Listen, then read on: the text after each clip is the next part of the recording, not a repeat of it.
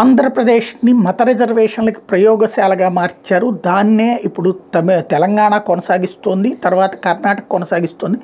మేము అధికారంలోకొస్తే ఆ రిజర్వేషన్‌లు తీసేస్తామని ఒకవైపున నరేంద్ర మోడీ, అమిత్ షా, రాజ్‌నాథ్ సింగ్ ప్రతి ఒక్క బీజేపీ నాయకులు చెప్తున్నటువంటి వేళ టోటల్ రిజర్వేషన్‌లు రద్దు చేస్తారని జనంలోకి తీసుకెళ్లే ప్రయత్నం చేస్తే అలాంటి ఒక తప్పుడు వీడియో చేసినోళ్ళని అరెస్టులు చేసే ప్రక్రియలు సాగుతున్నటువంటి వేళ ముస్లిం రిజర్వేషన్లు అన్న అంశం ముస్లిం రిజర్వేషన్లు మేము ఇస్తాం అన్నటువంటి కాన్సెప్ట్ని ఇక్కడ వైఎస్ఆర్ కాంగ్రెస్ పార్టీ కొనసాగిస్తోంది. వైసీపీకి ఇక్కడ ఓవైసీ తోడు.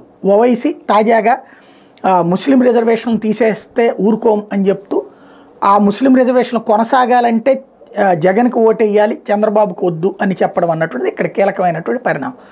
ప్రత్యేకించి ముస్లింల ఇక్కడ విశేషం ఏంటంటే ఆయన సెక్యులరిజం గురించి మాట్లాడతారు. తన పార్టీ పేరే ఆల్ ఇండియా మజ్లిస్ ఇత్తెహాదుల్ ముస్లిమీన్, అంటే ముస్లింల కోసమే పార్టీ పెట్టాను ఒకవైపుని చెప్తూ మరొక వైపున సెక్యులరిజం గురించి మాట్లాడుతూ ఉండటం, జగన్కి మద్దతు ఇస్తూ ఉండటం ఇక్కడ విచిత్రం అన్నమాట.